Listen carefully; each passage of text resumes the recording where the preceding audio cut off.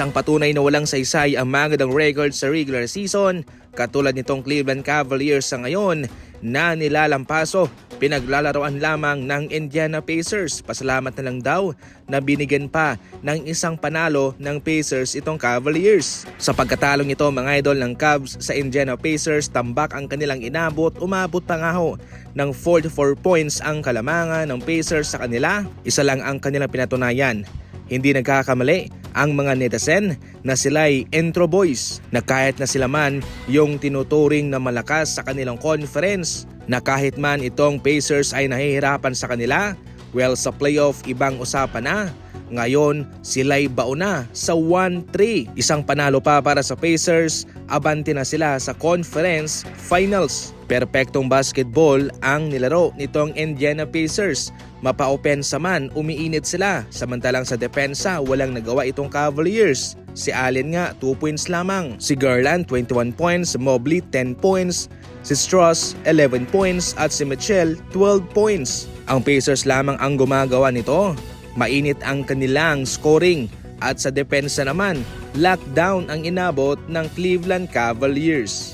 Samantala, heto naman ang paliwanag kung bakit ganito ang mga numerong naambag ni Draymond Green simula nang mawala si Stephen Curry. Sa kanyang unang laban, meron siyang 9 points mga idol.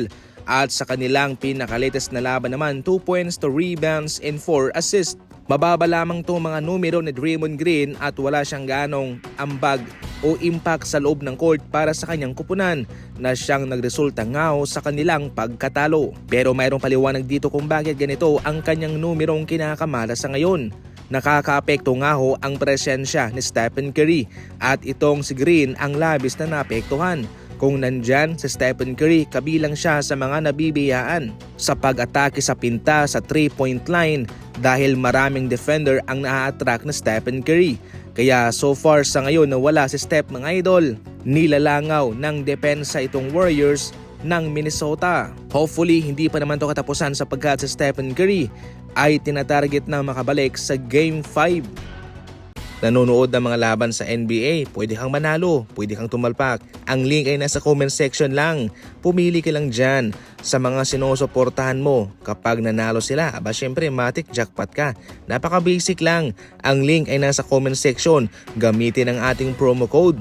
At sa mga first timer dyan, malaking bonus ang naghihintay sa inyo. Tandaan, talpak responsibly. Sa ating huling balita naman, malabong pumayag ang Milwaukee Bucks na itong si Reeves ang kanilang makukuha kay Giannis. Nagsiliparan na nga sa ngayon ang mga trade rumors mga idol.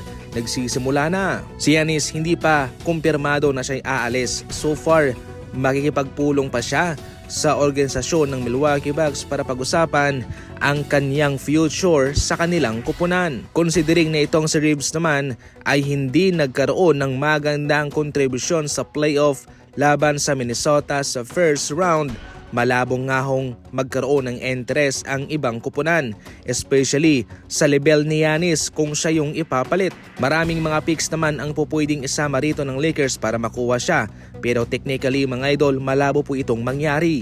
Nanggaling na rin po sa mga analyst at mga eksperto na kung itong si Reeves ay ilalagay mo raw sa ibang kupunan, hindi ito pangalawang star player sa kanila.